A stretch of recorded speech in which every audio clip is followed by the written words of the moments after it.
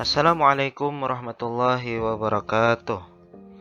Anak-anak sekalian, kali ini kita belajar dari rumah mengenai sejarah kebudayaan Islam.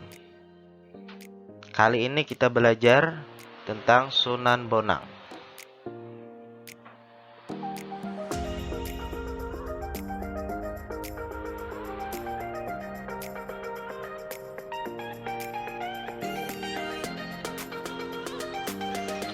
Sunan Bonang atau Mahdum Ibrahim.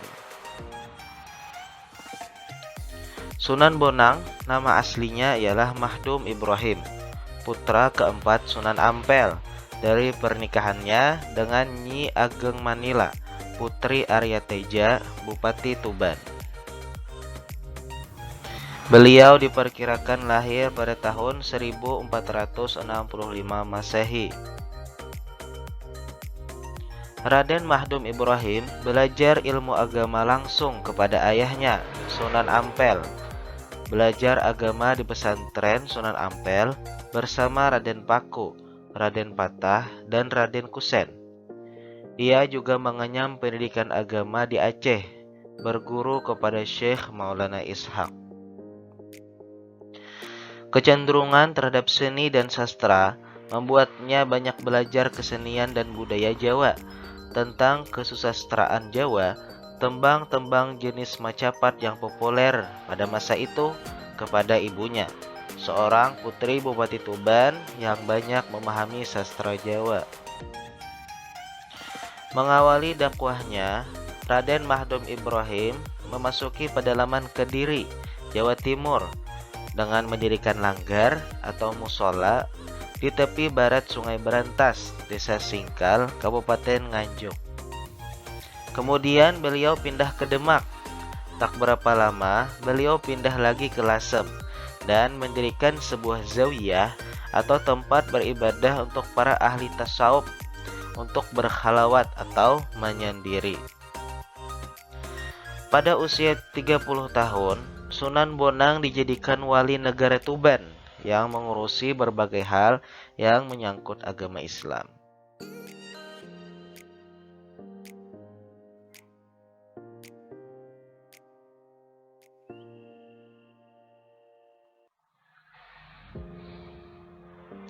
Sunan Bonang dikenal sebagai penyebar Islam yang menguasai ilmu fikih, usuluddin, tasawuf, seni, sastra, arsitektur, dan ilmu bela diri atau silat.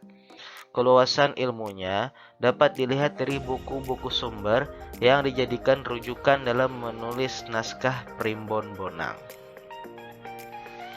Naskah Primbon Bonang ini berisi ajaran tasawuf yang bersumber dari kitab-kitab klasik karangan ulama-ulama sufi seperti Imam Ghazali, Abu Thalib Al-Makki, dan ulama-ulama lainnya. Kemampuan Sunan Bonang sebagai dalang pertunjukan wayang memberikan kesempatan menyisipkan dakwah Islam melalui seni yang digemari penduduk pada zamannya.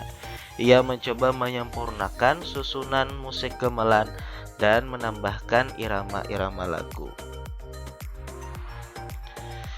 Selain sebagai tokoh penyebar Islam, Sunan Bonang juga dikenal sebagai orang yang sangat pandai mencari sumber air di tempat-tempat yang kesulitan air. Masyarakat mengenalnya tokoh yang punya banyak kelebihan. Sementara kesaktian yang ditunjukkan Sunan Bonang sebenarnya adalah karamah yang diberikan Allah Subhanahu wa taala.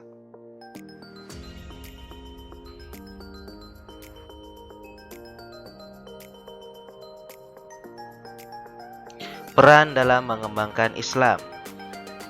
Dalam melakukan dakwah Islam di daerah Jawa, Sunan Bonang punya peran penting dalam pengembangan syiar Islam, yaitu mengembangkan dakwah Islam lewat seni dan budaya, seperti menggunakan alat musik bonang dalam mengiringi pertunjukan wayang. Dengan Sunan Bonang atau Mahdum Ibrahim menggunakan alat musik bonang tersebut, maka beliau dijuluki Sunan Bonang. Kondisi masyarakat yang menyukai pertunjukan wayang dimanfaatkan Sunan Bonang untuk menarik simpati masyarakat untuk memeluk agama Islam dengan memasukkan pesan-pesan dakwah Islam dalam pertunjukan wayang tersebut. Yang kedua, beliau memasukkan nilai-nilai keislaman pada tradisi masyarakat Jawa, seperti tradisi Pancamakara yang diubah dengan diisi doa-doa dalam ajaran Islam. Pada saat ini disebut dengan selamatan atau kenduri. Beliau juga menyebarkan Islam melalui karya sastra yang bernama Suluk Wujil. Suluk Wujil ini berisi sebuah tembang tentang pemahaman tasawuf yang mendalam.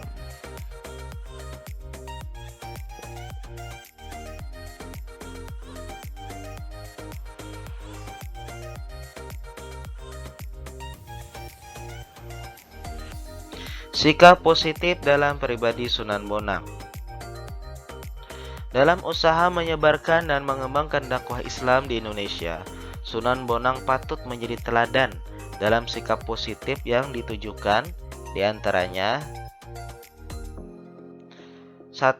Beliau adalah penyebar Islam yang gigih dan ulet. Beliau pernah mengalami kegagalan dalam berdakwah di Kediri karena melakukan dakwah dengan pendekatan yang cenderung keras, membuatnya dimusuhi oleh tokoh-tokoh ajaran Bahairawa Tantrana.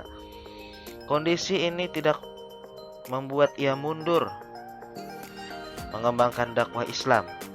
Ia melakukan perubahan strategi dakwah melalui seni dan budaya yang digemari masyarakat. Sunan Bonang selalu mampu memanfaatkan peluang untuk mengajak seseorang menganut ajaran Islam.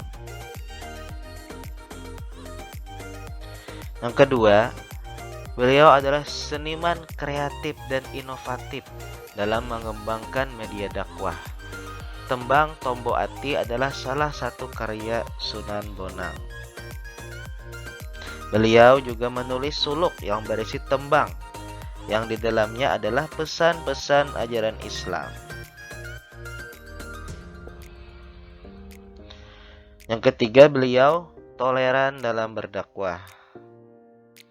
Kegagalannya berdakwah di Kediri dengan pendekatan keras membuat Sunan Bonang merubah strategi dengan memahami tradisi yang sedang berlangsung di masyarakat dan memasukkan nilai-nilai keislaman dalam ritual keagamaan Tantrayana, menjadi tradisi lingkaran kenduri atau selamatan yang diisi dengan pembacaan zikir dan doa.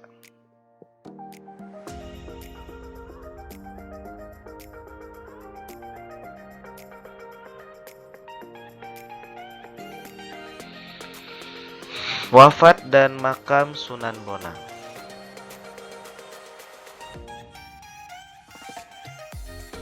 Sunan Bonang tidak menikah atau membujang sampai akhir hidupnya.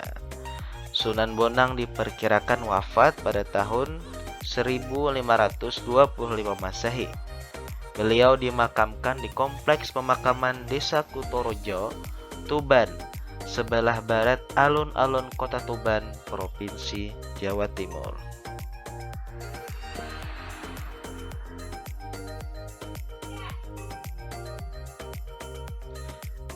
Demikian penjelasan tentang materi Sunan Bonang. Salah dan khilaf mohon maaf. Terima kasih. Wassalamualaikum warahmatullahi wabarakatuh.